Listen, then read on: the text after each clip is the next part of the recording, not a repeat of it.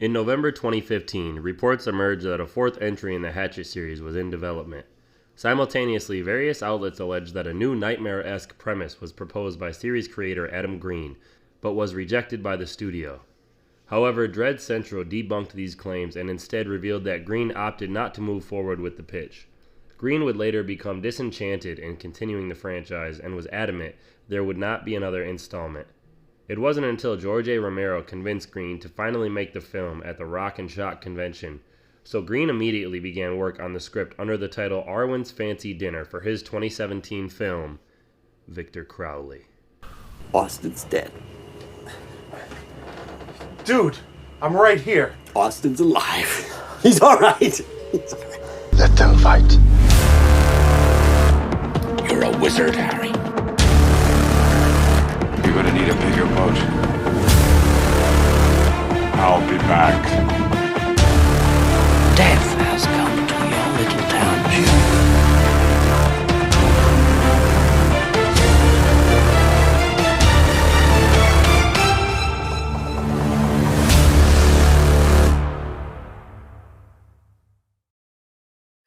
Hey everyone, welcome back for another episode of Chills and Thrills. Connor here with you along with Chris, and today we are looking at the fourth and final installment in the Hatchet franchise, a film titled Victor Crowley. So Chris, I remember we ended on a very high note, or you ended on a very high note with Hatchet 3 being your favorite so far of the series.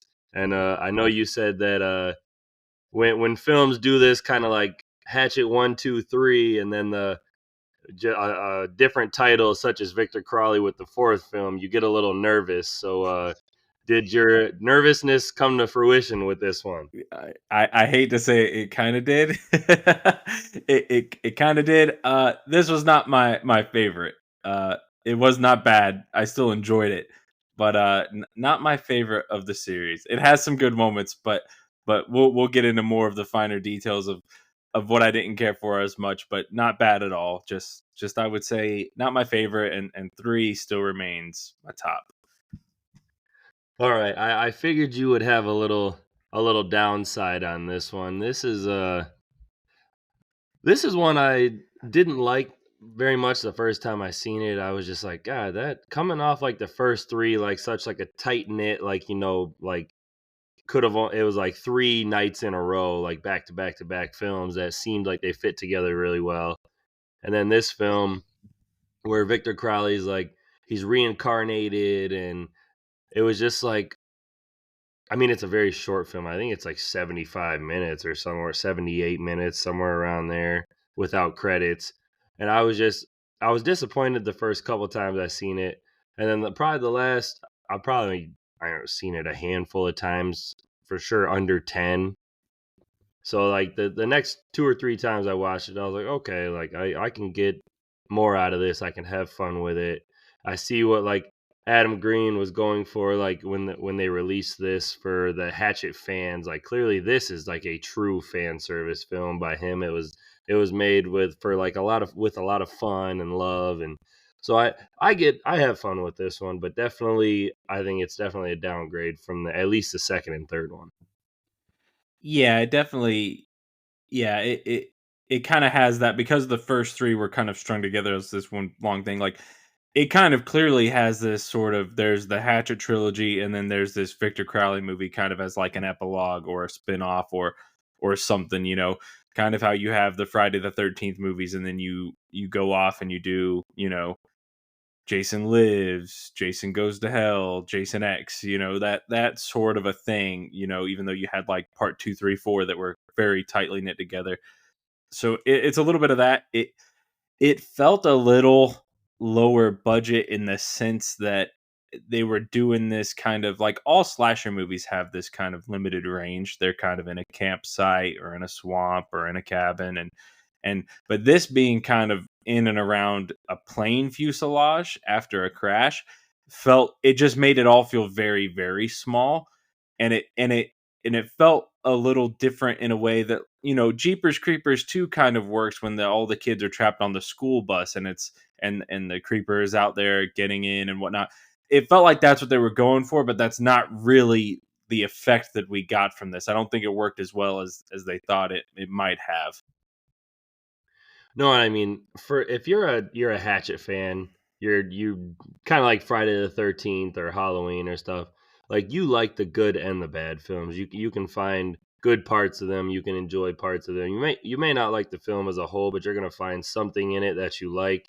And for being Hatchet, we're probably never gonna get like a big screen appearance by like the Hatchet franchise or Victor Crowley or anything. So like these straight to Blu-ray and like straight to streaming like films, like this is one of the ones that I can have fun with still, for especially for some of the parts of the film, like how low the budget is, like in parts you can definitely tell, and then like how like B movie, I guess you could say that this one like truly is. Like the first three, you could like argue that like okay, like it doesn't, parts of it don't look too low budget.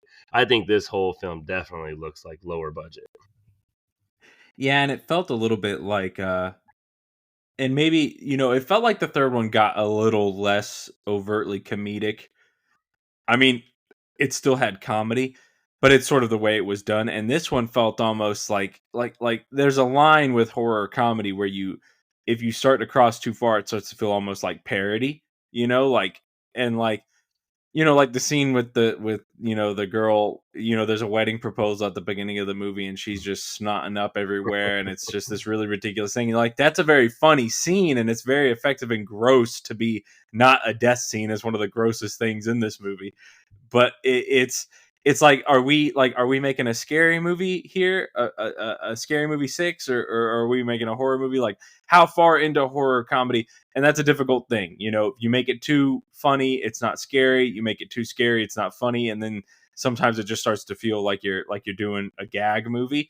And this one kind of felt like it didn't quite know where to land, or didn't quite land right. So the whole time it's like, it's kind of funny, but it's also like not. It's almost stopped being any kind of scary or thrilling or exciting. I don't know. Yeah, that first 10 minutes, the scene you were exactly just talking about with her snotting all over and stuff, that told me exactly what I was in for when the movie started. Yeah, it's like we're going back to a more lighthearted kind of maybe the most lighthearted of the 4 entries, Yeah, absolutely.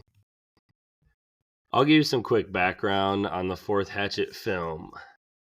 Victor Crowley, also known as Hatchet 4, is a 2017 American supernatural slasher film written and directed by Adam Green, with this being his third time writing and directing in the series. It is a sequel to Hatchet 3 and serves as the fourth installment in the Hatchet film series. Kane Hodder returns to the role of Victor Crowley, and Victor Crowley debuted on August 22nd, 2017 in Los Angeles, California.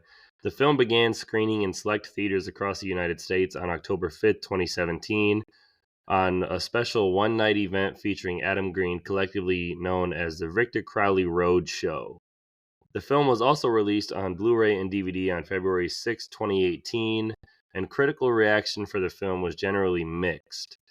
In October 2019, Danielle Harris revealed that 2 more films were planned by the studio with the intention of shooting both back-to-back. But in May of 2022, Green said that a 5th film was a safe bet due to the financial success of Victor Crowley. So still waiting on a 5th and 6th film, and I don't know if we'll ever get them, because once we get to like the budget of this one and stuff, I nowadays I don't know if this one was successful enough to continue the series. Yeah, and I'll say, talking about the plot here while we're kind of in this open discussion area, I liked where the third one ended, in that it felt like Mary Beth was sort of dead, dying. Like it kind of felt like her and Victor Crowley taking each other out.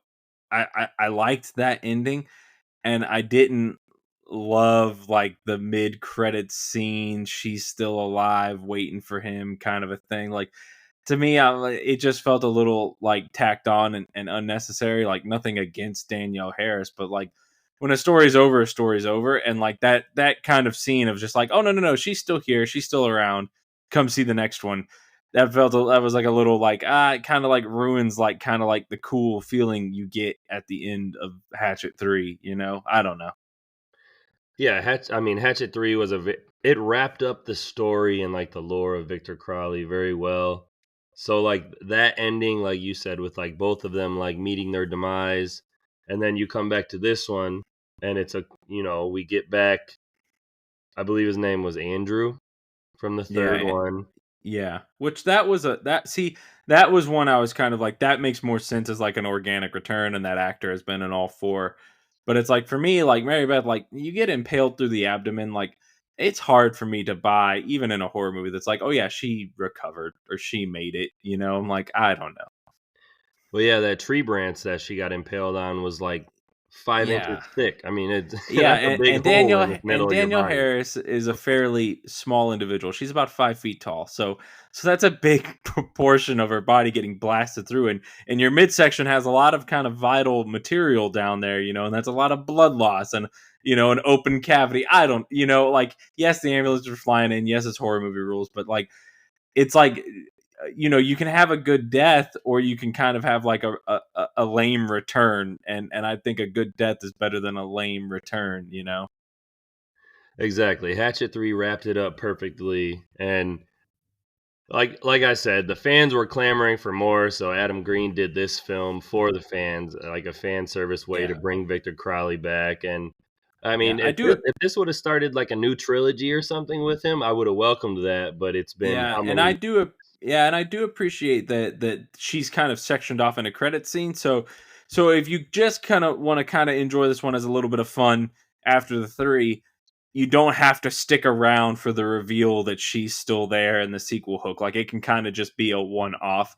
I do appreciate that move from him. But I mean, we are in like the sort of like Jason in part 1 through 4 is kind of one character, and then he dies, and then he's brought back by a bolt of lightning, like, and then this time like Victor Crowley gets brought back just by like videos of the recitation of the phrases, and it's like it starts to feel a little like, okay, well, how easy is it to bring one of these, to bring Victor Crowley back? It feels a little less like tangible or legitimate when it's like you go through all this trouble to like break the curse and kill him for good, and then it's like all you got to do is pull up some YouTube and he gets brought back. It's a little tricky. Yeah, I don't know how much I like him being brought back by just a YouTube videos of people saying the curse of Victor Yeah, Crowley. we got to be careful, or we might be bringing back some horror movie icons with this podcast. Yeah, no kidding.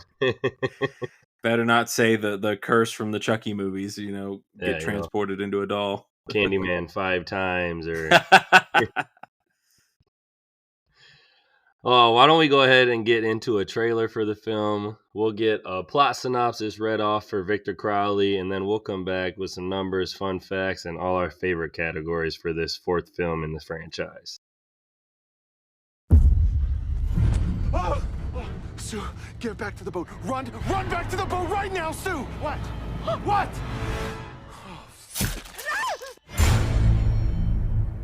We're about to meet the only guy to ever see Victor Crowley and live to tell about it. They take us and a small camera crew and a host, and they fly us in the private network jet. Okay, I've told you 1,000 times, I'm never going back to that swamp. They offered $600,000.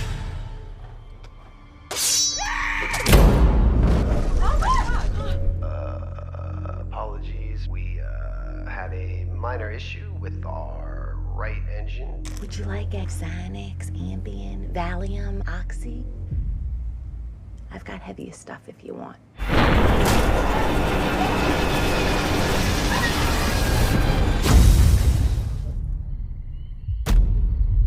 Hey, there's people out there, thank God! Your plane has crashed. We're gonna get you all help.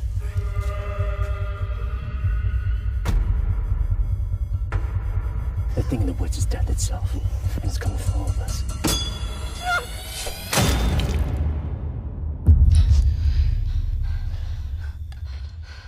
Look, see? I don't even think it's a motion sensor. I think it's on a timer. He's coming back!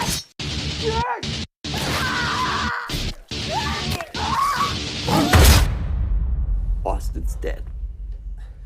Dude, I'm right here. Austin's alive.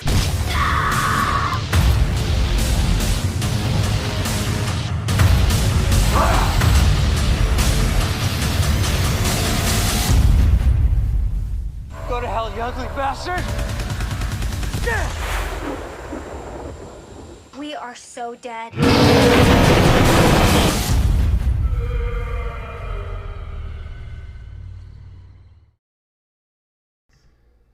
A decade after the events of the first 3 films, the survivor of the Honey Island Swamp Massacre, Andrew Young, is told by his publicist, Kathleen, that he has been offered a special interview for a true crime TV series, but that the producers have insisted that his interview take place in the Honey Island Swamp. Andrew initially refuses to go due to his trauma from his experience with Victor Crowley, but is convinced when Kathleen tells him they have offered him $600,000 and that she got them up to $1 million. Andrew and Kathleen head out on a private charter plane where Andrew learns that his interview will be hosted by his ex-wife Sabrina and her crew, audio technician Austin, his videographer girlfriend Casey, makeup artist Jay, and production assistant Zach. But suddenly one of the plane's engines explodes during flight and Jay and Zach are killed as the plane starts plummeting to the swamp. Meanwhile, at the swamp, Chloe, her boyfriend Alex, and her best friend Rose are preparing to film a trailer for a movie they are creating based on the Victor Crowley massacre, alongside eccentric swamp tour guide local actor Dylan. For the sake of research, Rose begins searching YouTube for videos of people attempting to recite the voodoo curse that originally brought Victor Crowley back to life. Rose and Dylan overhear the plane crashing and go off and investigate, while Alex stays behind to calm down Chloe. At the plane's wreckage, Dylan and Rose find that everyone aside from Jay, Zach, and the pilots have managed to survive the crash, but that Casey is trapped under the seats and has water slowly rising around her due to the plane being partially submerged in the swamp. Meanwhile, Rose's phone autoplays a video of Reverend Zombie reciting the voodoo curse, resurrecting Victor Crowley, who kills Alex. Chloe flees and nearly makes it to the plane's wreckage, but is severely wounded by Crowley, who leaves her out in the open as bait. With the survivors having witnessed the attack, Kathleen begins to suffer from a panic attack and flees the plane. Austin attempts to stop her, but he and Kathleen are both killed by Crowley, who then finishes Chloe off and attacks the plane, making it sink further and causing Casey to drown. As Dylan locks himself in the pilot's cabin hoping to radio for help, Andrew, Sabrina, and Rose all flee in separate directions while Crowley attempts to saw his way into the wreckage. Crowley kills Sabrina and then corners Rose, Dylan, and Andrew, who have gotten the plane engine working. Crowley gets stuck in the engine, but before he can free himself, Dylan sacrifices himself by tackling Crowley into the engine, ultimately shredding them both to pieces. The next day, Mary Beth Dunstan watches a news report about the plane crash, which reports on the discovery of several dead bodies seemingly unrelated to the plane crash. Realizing Crowley has returned, she brandishes a shotgun saying, "I've been waiting for you, motherfucker." Alright, let me hit you with some numbers here. And before this film, I believe I said the lowest budget was the third film with a budget of $1.2 million. I got it right here in front of me. And then this film only had a budget of $400,000, so that's why this one looks quite a bit cheaper. Yeah, it feels a little bit, just even not necessarily in the look. I mean, kind of the look, but the feel just feels very kind of like there's not a lot of scope or scale, and it just kind of feels very like small. Like for example, how much of it is in and around that one plane fuselage set. It just feels intentionally made to a certain scale. That's what I was going to bring up is, they didn't have very many sets. They had a little bit at like the bookstore and outside of it for the book signing. And then they were in the plane for, probably 50% of the movie. And then they were in the swamp for another 30% of the movie. And the other 20% was like the interview at the beginning and then the book signing at the bookstore. So like you could tell, and clearly the plane looked, a little cheap. You can tell it's not a real plane, or it didn't look great. No, not whatsoever. So it definitely had a lower budget. There wasn't any box office to disclose on this film. I searched high and low for it to see if, like, DVD sales, Blu-ray sales. I couldn't find nothing on what this film made back. Well, the good thing is that if it only had a budget of about 400,000, very, very low ceiling to clear in terms of being remotely successful. I mean, once you start talking about values of 400,000, I mean, if your thing does, you know, a million in cumulative sales anywhere, everywhere from everything, that's technically not so bad. So, and again, these horror movies, these established franchises, like, it's hard to imagine they're not good for, even $2, $3, $4 million from everything. It's hard to imagine that. Absolutely. I mean, there's a couple films that we've done that I've struggled finding box office or like returns on, but I think this is the first one to where I went to 15 different websites and I couldn't find absolutely anything. So that surprised me a little bit. So it's a home market only kind of a thing, but I mean, they've got some nifty Blu-ray set that has all 4 movies in it, so I'm sure that's selling fairly decently, and that that lifts the value of all 4 of the movies together. So I did find these numbers, though. Of course, as always, I got it rated a 5.5 out of 10 on IMDb, 65% rating on Rotten Tomatoes, 57% rating on Metacritic, and then 65% of Google users liked this film. So I thought the 65% on Rotten Tomatoes, I thought that was generous for this film. I did not think that was going to be up there. I'm wondering if that's a little bit of a shallow pool of reviewers, perhaps. Maybe not all that many reviews, or maybe by the time you get to entry number 4, the only people bothering to give it a review are people who are maybe more inclined to enjoy it any damn way. It has 15 reviews on it it has a popcorn meter of 60% with over 100 ratings. So I mean, still too bad, at least for the popcorn meter, when most movies are in the thousands, though, for sure. Yeah. Here's our number one number that we care about, though, coming to see Victor Crowley. This film definitely had a drop off in the kills section. There are a total of 15 deaths or kills in this film, including Victor Crowley at the end, which averages to 1 death about every 5 1/3 minutes. Seems about right. Maybe not as robust as some would hope for, but that's not so bad. Yeah, not bad at all. I'll take it.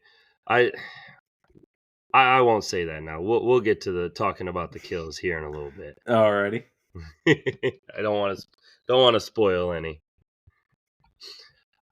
I do got some fun facts for you. I found, actually, surprisingly, I found quite a bit on this film. So my first one for you here is this movie received a standing ovation from the audience in London after its European premiere on August 26, 2017 at Fright Fest UK. It was only the second time a film had received a standing ovation in the festival's 18-year history, and the other only standing ovation had been for filmmaker George A. Romero, who also happened to be the person who told Adam Green to make the Hatchet film in the first place. Very nice. Yeah, when you're getting direction from George A. Romero after the third one saying, hey, make another Hatchet film, and then your film gets a standing ovation, probably not bad. Any advice from George A. Romero is advice worth taking, probably. God rest his soul. Absolutely. Continue to watch his movies to this day. Night of the Living Dead will always be a classic. I like Day of the Dead. Day of the Dead's underrated. I think so. Day of the Dead's underrated. Night, for me, it was so... When I saw that movie, and I don't mean visually, I mean thematically, it was so dark for me to have seen it at such a young age, especially with like that very downer ending. Like the night kind of like, it didn't scar me in a way of like, oh my gosh, that was so scary, but it left a mark in the sense of like, wow, what a absolute depressing kind of ending that a movie has. Like, not until a movie like The Mist many years later did an ending like kind of like leave you so kind of depressed at the end. Yeah, I'm not a fan of the ending. It was definitely the first time I seen it. It was a shock ending because you see him and you think, okay, like maybe they'll see like, oh no, like he's alive, sir. Like there's one alive in the house, and nope, shoots him, and it's like oh my god. Yeah. Did we just Yeah, and do this? I despise the remake because the remake just feels like it has a typical Hollywood final girl ending. I despise the remake for that. I like so many things about that remake, Tony Todd, Tom Savini's effects work and direction and stuff, but man, the ending for the remake was like the total like lame happy main character lives kind of an ending, and I like to that I prefer the sort of dark dismal ending of the original. It's crazy that like we bring this up because I started following a page on our podcast Facebook page called the Horror Syndicate, and they just did a rank at like a March Madness bracket for like greatest remakes, and there was clearly a bunch of remakes on there, and Night of the Living Dead was voted all the way and took first place. Good Lord. See, and for me personally, unabashedly, I prefer the Dawn of the Dead remake to, and I'm going to get crap for saying this, to any of the original Dead movies. And I saw all the originals first. I was a fan of those first, but I love Zack Snyder's Dawn of the Dead. I'd take it over the original Dawn of the Dead. I'd take it over any of them. Call me crazy, call me a loon, but I honestly think that, like, and especially if you're going to rank the remakes specifically, Dawn of the Dead's one of the best remakes there was of a horror movie. I cannot disagree with you on that one because the fast zombies and the special effects, that film all around is great. I do like it. The ensemble cast, Oh the yeah, needle drops, everything about that movie is excellent. coming soon to a podcast near you. I know exactly. I'll get back to some fun facts for you. The moment where the co-pilot keeps making loudspeaker announcements that drone on and off before takeoff was an ad-lib by director Adam Green, and the cast was unaware that Green was going to start making cabin announcements from behind the camera, but played along with his joke during the take. That's great. Anyone who's ever flown on a plane knows that feeling. Well, I just like every time he comes on, he's like, and then starts talking. That's more common than you think. I haven't flown very many times on plane, but it feels like that's like, do all pilots have to speak like that? Because that's what it feels like. In the film, Chloe, Alex, and Rose are in New Orleans to film a mock trailer that they hope will help them raise the financing they need to make a horror film about Victor Crowley. And what's crazy is that this is what producers Adam Green, Sarah Ebert, and Will Barrett did back in 2004 to help raise the financing they needed to make the original Hatchet film. That's awesome. I was wondering if there was a little bit of life-inspiring art on that one. You know, and while we're on that note, I just want to say that, like, I like that little trio of characters and that little storyline, and I thought they were being set up to be very much like the main protagonists. I mean, one of them is kind of like one of the survivors, but I thought specifically that Chloe was being set up to be like the new girl, like the new final girl or what have you. I thought she was too, and when it comes down to it, I would have chose her over her friend. Yeah, her friend Rose was a little like, you know, I'm cool with short girls. I actually have, you know, I have a bit of a preference and a weakness for short girls, but that character was a little, her voice is a little grating, and that's what kills me about the character. But the Chloe character, and especially to me, and maybe they were playing against expectations a little bit, because when you have the first scene and she's talking about how hot Andrew Young is, and then she's got a guy who's like, what are you talking about? He's your free pass. Like, I'm like, okay, he's going to get killed, and then they're going to be the final couple at the end. I was like, that's obvious, you know? I was like, that's going to be clear. Chloe's going to end up with Andrew at the end. They're going to survive. And I do like the movie zigs and zags in those respects. This is another time where we need Chris and I to hop in the director's chair and redirect from about midpoint of this movie to the end. Well, I mean, I'm not saying that it was a pleasant surprise. It was a pleasant surprise. I'm not saying that I hated that she died. I'm just saying it was a little unexpected. I was rooting for her to live. I definitely thought she was going to be our final girl, you know, maybe with Andrew or Perry Shen, so his character. So it was a little surprise. It was definitely something that wasn't expected. Yeah. This movie marks the fourth time that Kane Hodder has played Victor Crowley. He is also famous for playing Jason Voorhees 4 times in the Friday the 13th What? He franchise. played Jason? Are you kidding me? Yeah. I couldn't So help 4 myself. here, 4 for Jason. Four and four. That's very cool. That's very cool.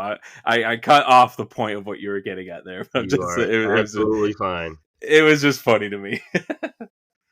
This one probably could have been up in our numbers category, but I thought this was a little more interesting to be in fun facts. This film was shot in only an 11-day period.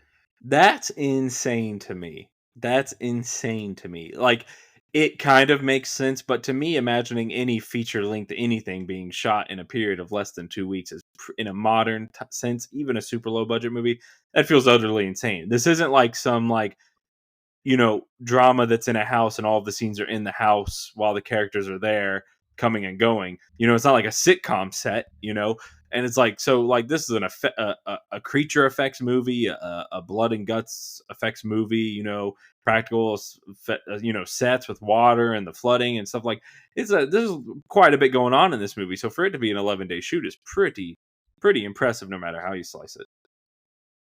Yeah, I mean, like we talked about this. I believe it was Hatchet 3. We said that film was filmed in like 17 days or something. It was somewhere around 20 days. And I mean, these films just keep getting shorter with their filming. That's crazy. Yeah, I guess that's how you keep the franchise profitable, is if you keep lowering the budgets and shortening the schedule, I suppose. Before you know it, Hatchet 6 is going to have been knocked out in a week. I've got a little bit of a fun fact while you're searching up whatever you're doing. All right. Not really a fun fact, but the actor who plays the character Dylan, Dave Sheridan, is a genre regular who was in the original Scary Movie as Officer Doofy, and he was in Rob Zombie's The Devil's Rejects as Officer Dobson. So he's got some genre credo here, and it was cool to see him in this movie as Dylan. When I realized that, I'm like, how about that? I did not have that in my fun facts, so good catch. And as soon as you bring up Officer Doofy, you definitely recognize him. Everyone knows who Officer Doofy is. If you're ever wondering whatever happened to that guy, he was in a couple of other things. Yeah, a couple low budget films. He's doing all right for himself. Yeah, just fine. Chase, Chloe's boyfriend, the actor suffered an eye injury during his death scene, perhaps unsurprisingly, as his death involves being pummeled in the eyes with a hammer. But it wasn't the hammer that actually did an injury. He popped an eye vessel while screaming during that scene. Oof. That's wild. Yeah, I don't know if I could scream that hard to pop an eye vessel. You like to think you could be that committed, but I don't think I got that in me. Maybe, I mean, I've had some days at work where I could probably scream loud enough to pop a Put your hands over your ears and let one rip. Yeah, it got me sweating blood, Here's an interesting one: is this is the only film in the Hatchet series where Victor Crowley kills more women than men. Wow, interesting. He's evening out the odds here. And to think I didn't like this movie. I'm joking. Too bad we didn't get our famous line in this one. You got to be freaking kidding me, But I watched this movie twice and I was waiting for it. We didn't get it. I guess it's not an actual Hatchet movie in more ways than one. He's like, did I miss something? I got to watch this again. I got to see. Yeah. We do get this is my last fun fact for us as well. This movie again continues the trend of adding horror icons to the sequels. And in this film, we once again see Tony Todd return in a small part as Reverend Zombie, as well as Danielle Harris making a cameo in an after-credits scene, Kane Hodder returning as Victor Crowley, and then we see Felissa Rose cast in this film, who played Angela, who was the star of Sleepaway Camp. Oh, very nice. And Tyler Mane, known as Sabretooth and Michael Myers in the Halloween remake, gets a cameo as Bernard at the beginning with the couple. Oh, you're absolutely right. I did not add that in there. Yep. He'll always be Sabretooth to me. What would I do without you? That is all I have for you on the fun fact section. Did you have a favorite character of Victor Crowley? I had to hold on a second. Sorry. I'd have to go with the character of Dylan for me was too enjoyable to not like. Like he's kind of a total idiot and he's into the whole like he's an actor thing and he's like doing this whole performance, but like for me it was just like really fun. It was just really fun to see.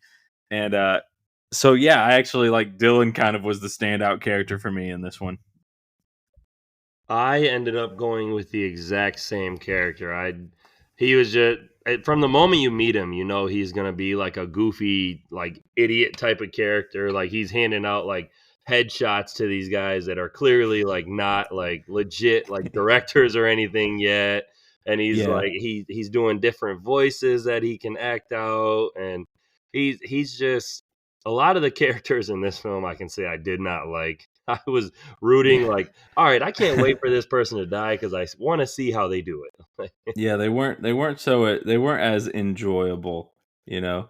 No, Uh and you know, and he quotes he quotes Star Wars at one point where he's like, "This is a consular ship and we're on a diplomatic mission." You know, that's from the original Star Wars. When see he's on that the is radio at the something end. that I know you haven't seen Star Wars, yeah. I've seen some of them. Give me credit. Oh, okay, yeah, but you're not gonna know that line of dialogue, I though, am you know? absolutely not gonna know that line, so Yeah, that is why I yeah. need to. It's when he's on the radio, he's talking. It's a bit of Princess Leia's line from the original movie. Okay, okay. This film, I did not find a score whatsoever for this film, so I do not think we I will be including one. I did not. I unabashedly left it blank. Sorry, everybody. So I'll see if I'll hop something in here a little different. We're gonna do our favorite scene coming up. Did you have a least favorite scene Uh, hmm.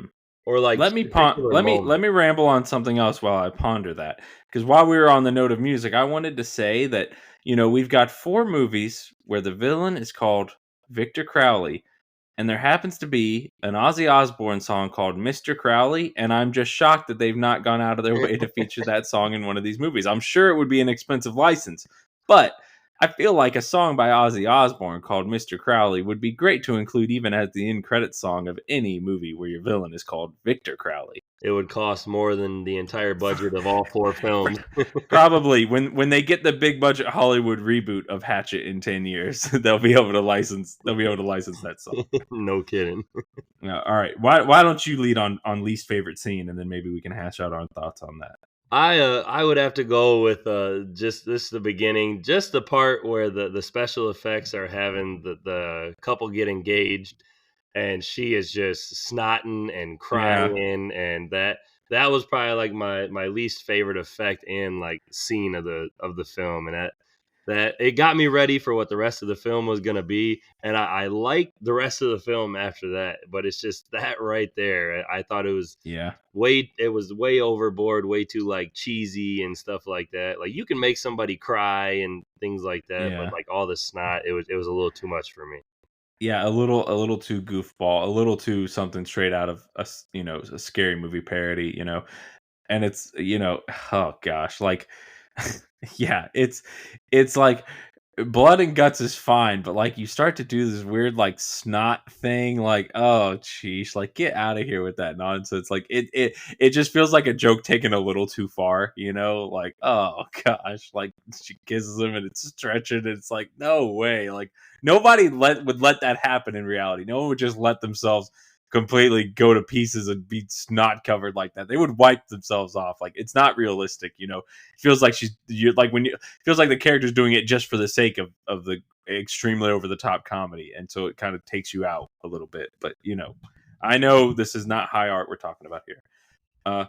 Yeah, I didn't dig the book signing scene where like the one girl wants her breast signed and then the one guy wants his pecker signed, like it's like yeah, you get a few jokes out of it, but it's like oh god, it's like again, it's like it's a little bit much for me.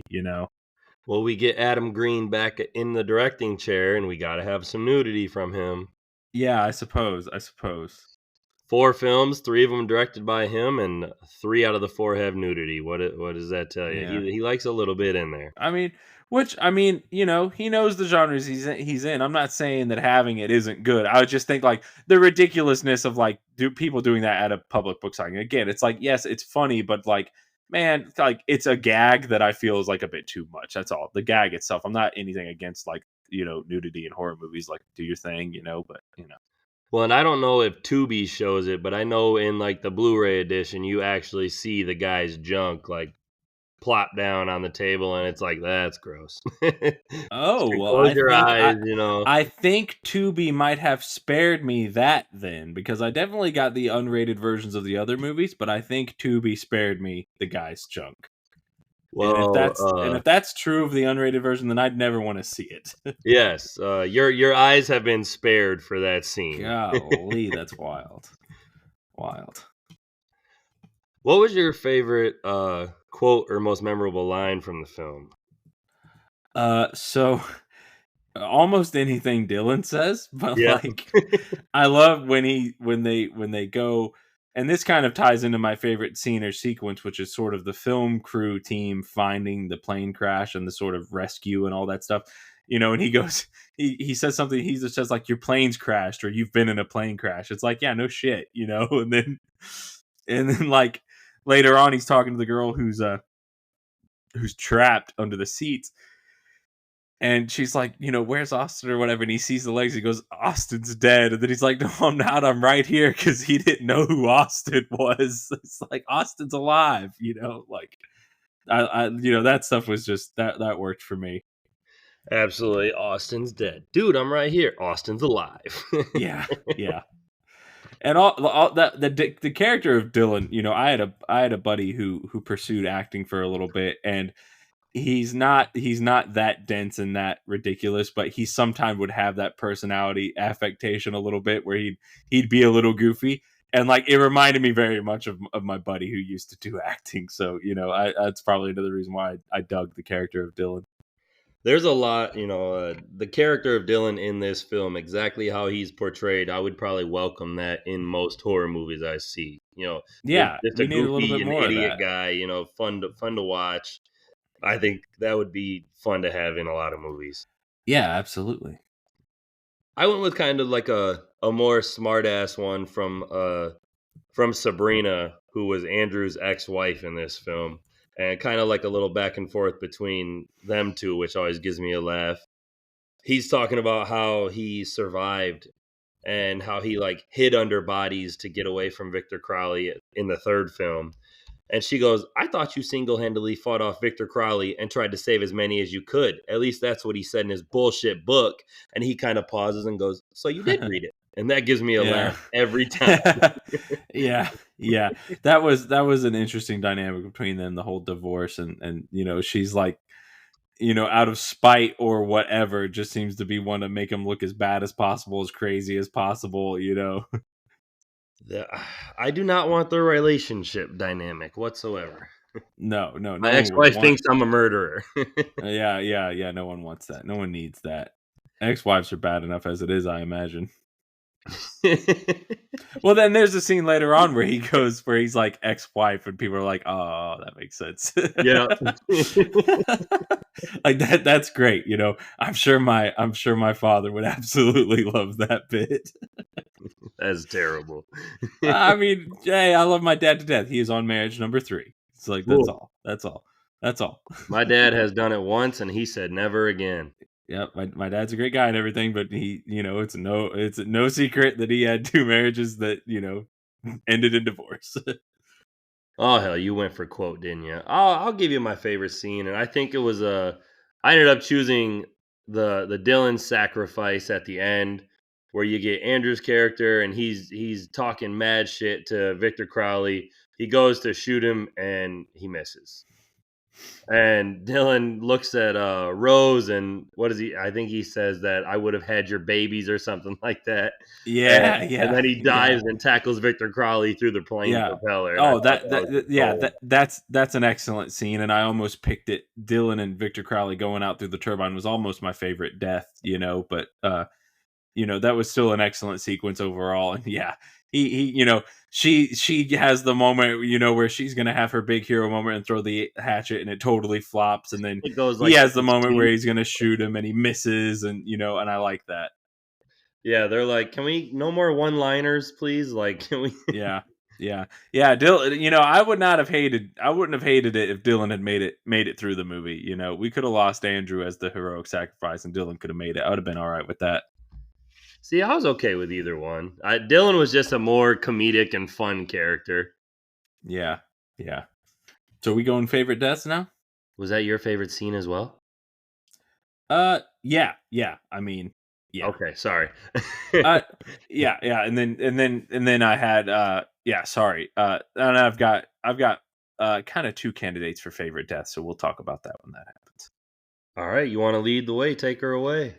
Sure. So the favorite outright death because of being a death was Kathleen's, where she gets the severed arm holding the phone up through her nether region and out her mouth.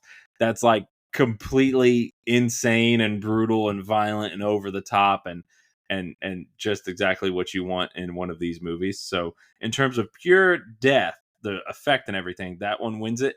And in terms of in the placement of the narrative, it would have to be Chloe's death. And that's arguably favorite scene as well. Just because that's actually more of what the scene means, which is I was convinced that Chloe was going to be the final girl. And so when she's just kind of she's kind of being used for bait and stuff. So I was like, oh, is she going to be beat up, but still make it, and then she gets stomped and it's wow, okay, well, there goes your would-be heroine of the movie, Yeah, Kathleen was the one that I ended up choosing just because that's not something you see every day. And then I'm a huge fan of the first Sleepaway Camp with her playing Angela in that film. So I love Felissa Rose as an actor when I see her in little cameo or bit parts from that first Sleepaway Camp film. And I mean, that's something that I watch once a year. Yeah. I mean, I make sure I watch it every year. So yeah, the ending of Sleepaway Camp will leave a mark. If nobody knows what's going down with the movie Sleepaway Camp, just watch it. Just watch it without knowing anything. I 100% want to do those on here one day. One day. We might have to. I've only ever seen the original. See, I've seen they say there's a fifth one floating out there somewhere, but for sure I've seen 4 of them. But for some reason, people tend to say there's a fifth one that is a bootleg movie that was made, but I have no idea. It's called like a not officially licensed sort of a thing. Yeah, it's called Sleepaway Camp: The Survivor. I've never seen it or found it, but the first 4, the first one is definitely the best, and then the 2, 3, and 4 are still fun, and I think those would be fun to do someday. Yeah, that's wild because Wikipedia is telling me Sleepaway Camp 2, 3, then Return to Sleepaway Camp, and then Sleepaway Camp 4, The Survivor, but it's made after Return to Sleepaway Camp, making it the 5th entry in the franchise, even though it has the 4 in the title. So that's very interesting. Yeah, it's a weird it's weird how they did it, because I think the Return to Sleepaway Camp was 2008 or something. It was some rant, and then the Survivor one was supposed to come out earlier but didn't release until a bootleg copy in 2012. Some weird stuff was going on. Here's a paragraph that tells me a little bit. The film was initially canned during production in 1992. 20 years later, it was completed using archive footage from the first 3 films and was given its own on-demand DVD release. So you had to pay to have the DVD produced and then give it to you. So it sounds like that's basically an impossible to find or existing kind of a movie, I suppose. I will stick with the first 4 films because I have actually seen those. Sounds right. Plus, you don't get to make a 4th one and then make a 5th one and call it Sleepaway Camp 4. That's not how it works. You don't get to do that. Everyone knows my stickler about numbers and naming franchises and all this stuff. Yeah, you can't do this. It would be like if they went back and did Hatchet 4 after Victor Crowley. No, you're not allowed. You got to call it, Hatchet 5 or Victor Crowley Returns or whatever, Messed up continuity makes Chris's blood boil. Makes my blood boil like no other. I 100% agree with you though, but that I know we went on a tangent there, but that's why I chose Kathleen as the Felissa Rose character playing her. Yeah, So. back to the point here. That's why that's my favorite kill. We're over here doing a sleepaway camp podcast. Hey, that is okay. You know, once somebody listens to this, and then they'll be excited to watch Sleepaway Camp, and then maybe listen to us talk about it in the future. Yeah, we'll be like Joe Rogan, where we'll just go from one topic to another and just float for 3 hours. Literally, every 5 minutes, just switch up. Yeah. What about this movie? What about that movie? It's possible. We have the technology. Yeah. I don't know if I'd wish 3 hours of us on the world. An hour at a time is all we can provide you. Perhaps something like that. Yeah. What'd you think of the Victor Crowley makeup in this one? His head felt a little big. If that, I don't know. Maybe that's not terribly different from the first 3 movies, but it felt a little, like how like when you put on a Halloween costume and sometimes like because of the big mask, like it makes the head feel disproportionate to the body. And maybe it's like the hair and the skull and the jaw and everything together. It kind of made the head feel a little too big for the body. I don't know. I can get that. I thought comparing this to the other 3, I definitely thought that it looked a little cheaper, and I mean, it looked a little bit more like latex to me for sure. Yeah, a little rubbery. Yep. And other than that, I was extremely happy we got rid of the bear growl from the third one. Chris, I'm happy over here. I got some more man sounds, some man grunt. Yeah, man moaning. I'm still waiting on that shirt, by the way. It's in the mail. Great. Wearing it to work the first day I get it. Yeah, making the thumbnail of the video. But no, that's the only thing I thought about the Victor Crowley was that it looked a little latexy, a little rubbery, like you said, kind of like a Halloween mask. And you could tell, I mean, with the production, I mean, this film was very cheap. So, but yeah, that didn't deter me to feel any way about Victor Crowley, because I thought he came back in a phenomenal way, doing what he does, killing people in the craziest and most extreme ways he can. So you still had Kane Hodder doing his thing, and then it, in the twilight sort of older years of his sort of career as a body actor or physical, creature actor, it's kind of cool that, he's iconic as Jason, and he's kind of carved out this other thing that's Victor Crowley will never be Jason Voorhees, but it's this other cool role that Kane Hodder also gets to hang his hat on a little bit, and another cool franchise that he got to do, so that, beyond just being Jason. Absolutely. He just continues to immortalize himself in the horror community and the horror genre. Yeah, like Robert Englund never really got something else besides Freddy, I mean, he killed it as Freddy, absolutely. And being the only Freddy, I mean, for all intents and purposes, that's very cool as well. But, he never really got kind of like that other thing that he also did, He was killed in the first Hatchet. Yeah, you know what I mean, though. You know what I mean. 100%. He's had a bunch of other small parts, but he's never got to portray 2 different horror icons in 4 films for each franchise. Yeah, I would have, I know he's a little, I know we're off topic here. I know he's advanced in age and he can't really come back to be Freddy anymore, but even if there was some kind of animated thing, like an animated short or something where he could at least voice Freddy Krueger one last time for something new, that would be really cool as well. I 100% agree with you.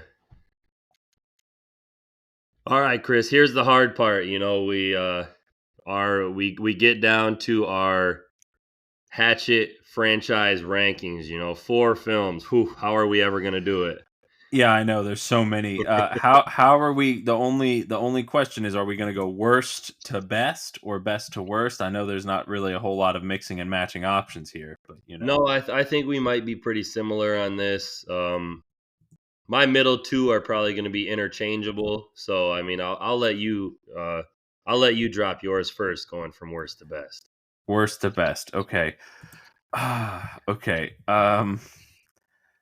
Uh See, for me, the bottom two are kind of interchangeable, and that doesn't mean either one's bad. But I think, I think I think I might have to put Victor Crowley at the bottom. I don't know. I think I would. I think Victor Crowley is going to be the worst one for me, just because you kind of the first one is the first one and kind of gets some passes and it kind of starts the franchise, and so it's important in that way, and it's sort of the movie they had to fight to get made and all that stuff, and so it's like you kind of got to give it a little bit of leeway. This is number 4, so the things that are kind of a little bit underwhelming about it hit a little harder. So Victor Crowley gets the number 4 spot for me.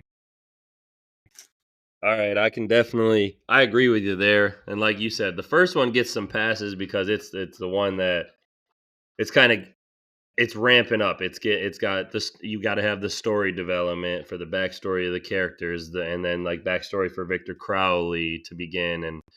But I mean, this one it's just, to me, I love the character of Dylan, but like a lot of the rest of the characters in this one, I could care less what happens to them or who they are.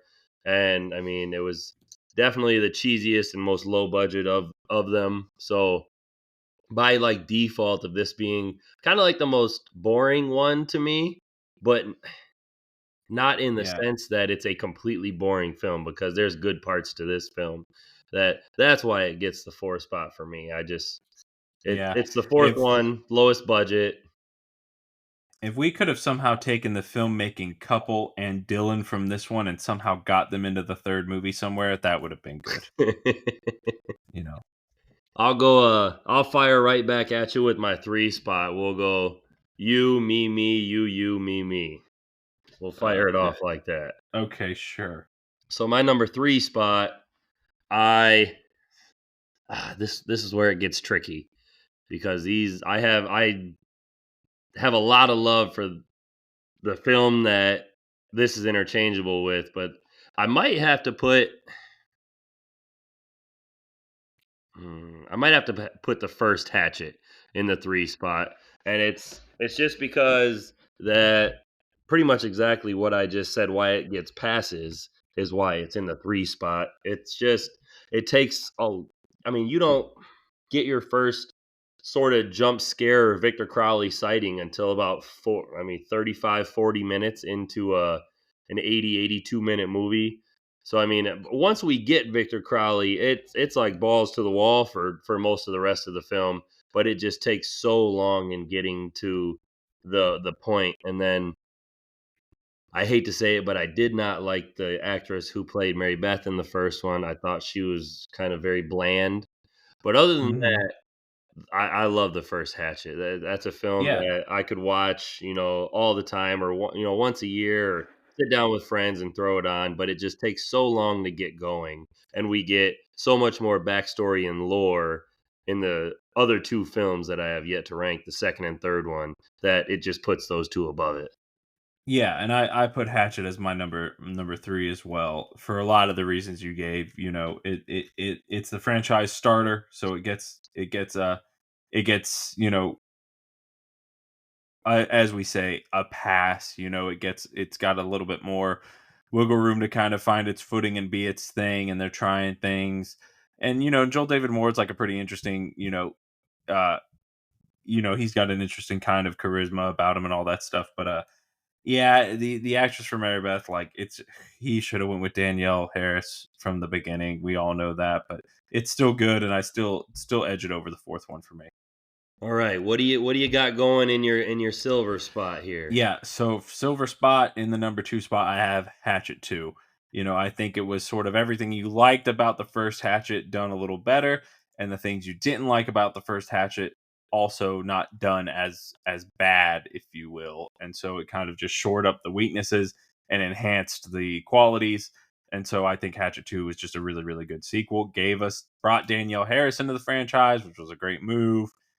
So it's just a good time. Absolutely. And see, this is where I go back and forth really bad, because I don't know if I have been contemplating this since me and you talked about it on the last episode, if I like Hatchet 2 or Hatchet 3 better. And it's like I like 50% of this movie better and 50% of this movie better. So I it's tough. But I think I put the one, and this is gonna sound stupid, but I think I put Hatchet 3 in my number 2 spot Okay. because of the sounds that Victor Crowley makes with the bear. Oh man, literally, you know, losing by the margins of audio design. Literally, I think that is the only thing. In the second one, he sounds more of like a man attacking, and in this one, Like here a we go again. yeah, Here you're we go. making man moans, making man grunts. He seems more human, if you can say that about Victor Crowley after all he's been through. And in the third one, he's presented like with the bear growls and bear roars as more of like a beast killing people. And I mean, Mhm. the characters in the third one are great. The exploration of like the Victor Crowley lore with getting his like father's ashes and stuff is great. I literally just think every time he's on screen that I hear a bear growling or roaring, that drives me bonkers. So that Hatchet 3 is Right. in my 2 spot, which means the Hatchet 2 takes home the gold for me. That's my number 1 spot. I love that we get Danielle Harris, her coming into the role of Mary Beth. And I like the big showdown that we get between Trent and Victor Crowley, and we get to explore a little bit more of Reverend Zombie. And they go hunting for Victor Crowley, and it's just the showdown at the end of Hatchet 2 is like exactly what I want in one of these Hatchet movies. So that's why the second Hatchet film it takes my number 1 spot. I got you. I mean, by default, I have a Hatchet 3 in my number 1 spot. You get Sig Haid being a racist, you get Danielle Harris, you get the extra lore, you get Derek Mears as a SWAT guy. It's kind of like all of the pieces coming together to just be like a really really entertaining mashup of horror, and in my opinion brought the story and the characters as they are to a really kind of satisfying conclusion, and kind of finish it all off in kind of a way that felt complete with the first two. You love the idea of binging 1, 2, and 3 in a night to kind of get that just like hellish experience of the back-to-back nature of it. And yeah, so like Hatchet 3 was kind of like the peak, the crescendo. We'll fondly look one day and say, oh man, they really should have stopped after Hatchet 3. And right there is why it's hard for me to go. Like I keep going back and forth between 2 and 3 is because 3 brought us to such like a great close for that trilogy of films. So that's why like I can go back and forth between 2 and 3, and so for my number 1 and number 2 spot for that reason. So very well put. Mm-hmm. I did hear the news though that they're gonna remaster some of the audio on the Kane Hodder Jason movies and give him bear moans. Oh well, They're I gonna give guess him I'm not bear watching roars. Friday the 13th movies either now. Every time he kills someone, he's gonna roar. Every time I watch one, I'll wear my man moan shirt. I thought you were coming up with a real interesting like. I thought we were going somewhere with that, and then I heard the bear moan. I troll you once again. Never fails, never fails. So clearly, as we said again, this film did not have a direct sequel yet. Sequels are still supposedly planned, but come our next episode on Chills and Thrills, we are actually digging into the duology of the Happy Death Day films. Chris, have you seen those? I have seen the first one. Okay. And so the second one will be a fresh experience for me. So you know what kind of treat you're in for at least one of them. Yes, I saw the first one exactly once. I went to, it was a date night and we went out to the theater. Back in those days, you would just see anything. And so, saw Happy Death Day and was pleasantly surprised at how well it was executed. Absolutely. I think you will like both of those films. The second one is definitely a little different than the first, but those should be fun. So before we get out of here, as always, I want to thank you for indulging me on these Hatchet films, and I hope I hope I entered you into a new category or a new franchise that you'll look back on fondly. Of man moans. No, this was fun. It is fun to kind of give a shot to movies that you've always kind of heard about, and you're like, yeah, I'm sure I would get a kick out of those if I ever took the time to actually watch them. And then you do so, and you enjoy them, and you kind of you get to kind of dive into this whole other kind of little mini franchise that exists in the horror genre, and it was a lot of fun. It's always nice to kind of discover something. Absolutely. Glad you enjoyed them. Glad I could put you on to them. Like so many more movies that you've done to me that I'm getting around to slowly but surely. I am coming to them. And so thank you again. Thanks anyone who's out there listening. Can't wait to get to the Happy Death Day films next week. But until next time. I thought you single-handedly fought off Victor Crowley and tried to save as many as you could. At least that's what he wrote in his bullshit book. So you did read it?